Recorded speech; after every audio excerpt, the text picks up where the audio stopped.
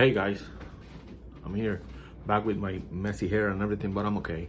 Um, this is gonna be a short one because it's something that I think everybody talks about, but no one take it like super seriously.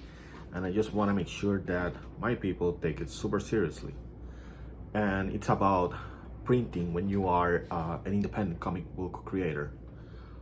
Most people will advise you to go to certain pages or uh, web pages or internet pages, whatever, and they even tell you who's the best and who's the cheapest and who's the faster, and you get this and that when you order with them. But here's my 2 cents on that matters. When you are an independent comic book creator, the most important thing, if you have this with a goal to become a business person, it's a budget, right? So it's that budget friendly for everyone? The answer is no. And here's why. Most people will tell you that you can order 100 of them and will be super cheap because, you know, it seems like paying $200 for 100 comics is like neat and cool and super budget friendly. But in the long run, it's not. And here's why. If you keep ordering from them online, they will keep you in the same loop. Like the only discount you will have is when you order like a lot of them. Like I always recommend to print at least 500 of anything you do. That will be enough to sell in stores. You know, it will be enough for sponsors to take you seriously. It will be enough to have for your comic book conventions and everything on that matter. But in order to get a discount, you have to order more than that, like 1,000, 2,000, or tens of thousands, whatever, to be cheaper, quote unquote, right? But what happens when you go to a physical printing shop? Like, let's say you go to your local print shop and you go, hey, I need to print this comic with these specifications, how much it is. The first time will be more expensive than your regular web page. And that's a fact.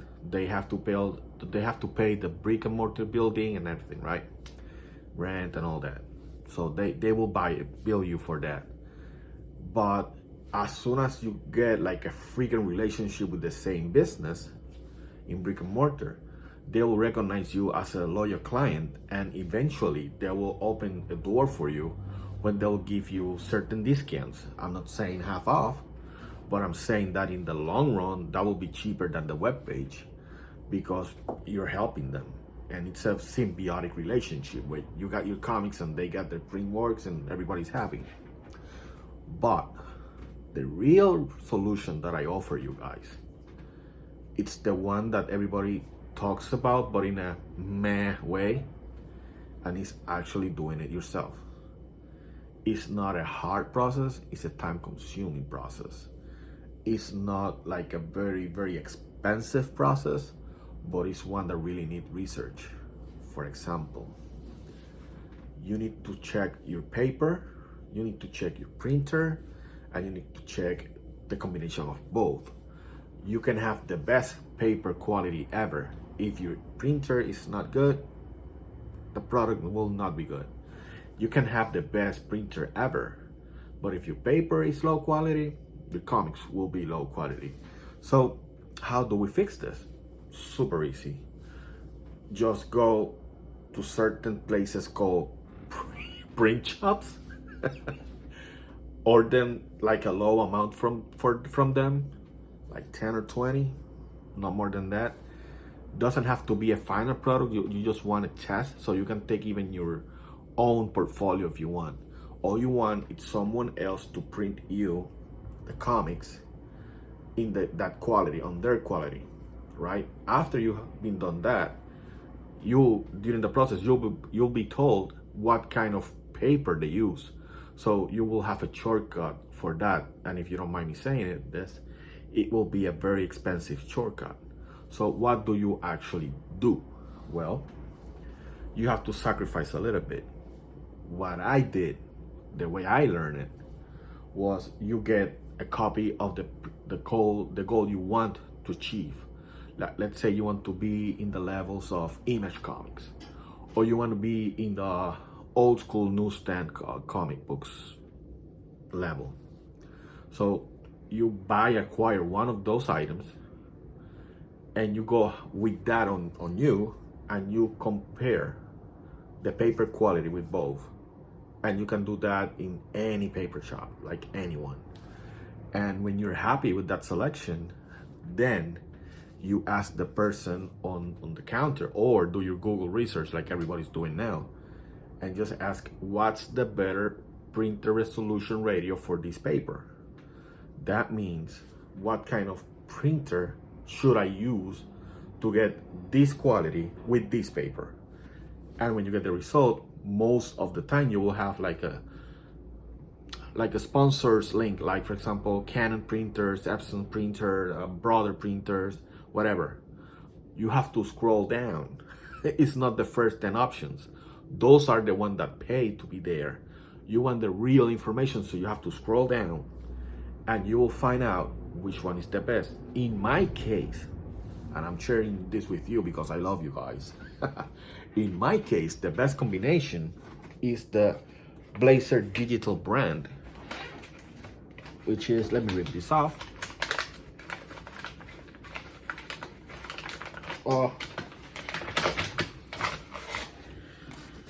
Which is this. See? And it's Blazer Digital. This is the pound of pressure. This is the type. See, gloss text. This is the number that you will need to buy this paper in the future. This is the amount. This is the size, which, by the way, this is the standard size you should be working on each page drawing. And then like downsize it so you can have the best resolution. It's not like just put 600 and everything will be fine.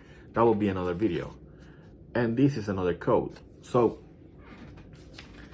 having that information, now you can search properly what's the better printer for this paper. And in my case was the Epson 1885, which is a huge photo printer. It's around $500 to $800, depends on where you buy it. It's the one that have Shaquille O'Neal on all the posters and stuff. Super neat. I love the resolution. I have some text, for example, test. This is one of them. Let me see this. See, and the quality, it's what that person wanted. See, I am very, very happy with this.